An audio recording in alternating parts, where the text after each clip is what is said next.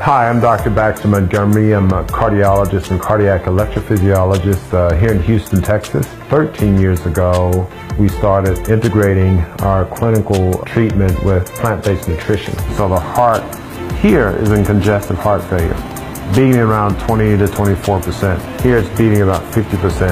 After being on a plant-based diet for 78 days, much improved. Someone in her condition may have needed, surgery, could have needed a bypass surgery. She may have needed a defibrillator. She may have even, been placed on the heart transplant list. But instead of that, with plant-based nutrition, the heart improved significantly. And these are the types of findings we see on a regular basis. It's important for individuals to know that, despite how sick you are, we've seen individuals who are very ill. In fact, I've treated 2 different patients who were in the hospital on life support. One person on life support, we fed her green food through her PEG tube, detoxed her in the hospital, and she eventually walked out. So don't give up. We haven't gotten into the most fundamental aspect of our health, which is how we take care of the human frame. And it's as simple as plant-based food, fresh air, sunshine, and water.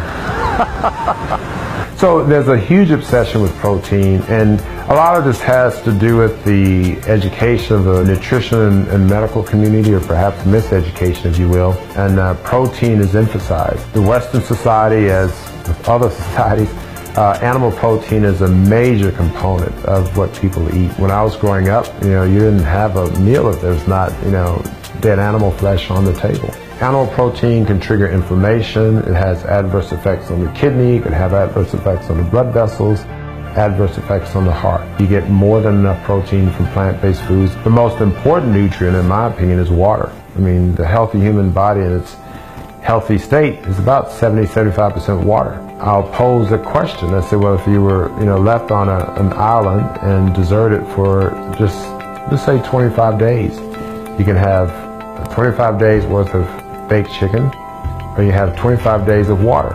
You can't have both, one or the other. And almost invariably, people choose the water because they know that they can't survive 25 days without water.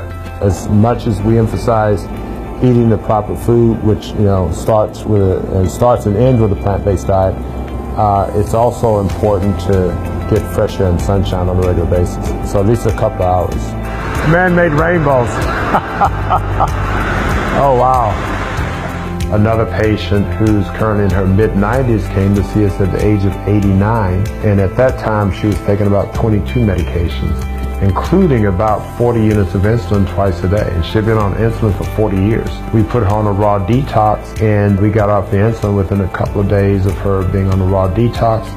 She's down to taking no medication the last I've seen, and she hardly has to come and see us as a patient. She's in her mid-90s now. I came into this arena as a traditional doctor, doing procedures and putting them on the optimal medications. However, when I made this discovery for my own health and then subsequently for my patients, I made a major change. As far as I know, we're the only facility in the United States that has an on-site plant-based restaurant that integrates it all in one. If I'm a physician who likes steak and eggs, it would be very difficult for me to counsel and aggressively counsel a patient away from eating these foods. This is our commercial kitchen, our restaurant, and the medical facility of the future will have a designated restaurant kitchen that functions not only from a culinary standpoint, but also from a scientific standpoint. We see individuals in severe congestive heart failure, which is often thought of as a death sentence. But when they make fundamental changes in the way they eat, they go from a death sentence to a life sentence. And that's an important differential. I'm Patricia Wiggins, and this is my husband Carl. He's Dr. Montgomery's patient.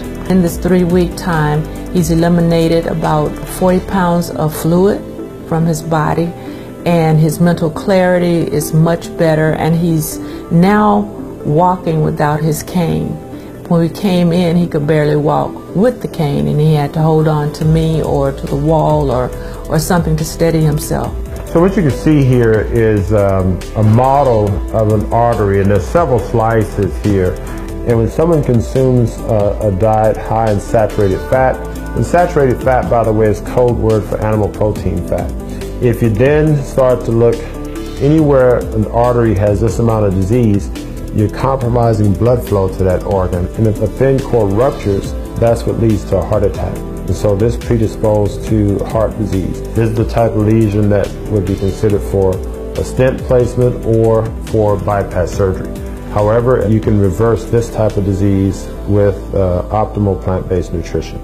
It was that severe. He wanted to make food our medicine and not pharmaceuticals. The added bonus is the fact that he is an MD, he is a cardiologist, he does know that part of medicine, and he's not against it if it's needed. So if you were to look at all of the healthcare facilities here, all the hospitals, all the emergency rooms in this expansive medical center, and we were to walk around and search for one patient who is suffering from protein deficiency, we'd be challenged to find one. In regards to the prevalence of heart disease among different ethnic groups, the CDC clearly shows that African American women have the most heart disease in terms of prevalence and morbidity and mortality from heart disease. Next to them would be African American men. More women die from heart disease than men in general, and then more African American women die from heart disease than any other race, gender segment that we know of. Availability, convenience, these are all important things that I find, and I think it's going to make a difference the more we make the food available. People do not realize how delicious plant food is. At the end of the day, it's going to be the food that makes the difference. I have a lot of friends who are ethical vegans, and I applaud you. When I came into eating plant-based, I wasn't aware of the horrors that happen to animals, and I think there's more messaging needs to come about with that. The other aspect of being ethical vegans is that we have to look at our own bodies, and we have to be ethical to ourselves first and foremost, because if we're not healthy, then we can't be a benefit to others, animals, etc. So I often tell my patients that the number one animal you want to be ethical to is yourself. So foods that are minimally processed, raw, you want a lot of live foods that has the water content is maintained. These are going to be some of the most healthy foods, and if it is cooked, you want to either dehydrate it at relatively low temperatures, boil or steam it. And these are some simple approaches that individuals can take to consume a diet that's not only healthy for the environment as a whole, but also healthy for your local environment, which is your body.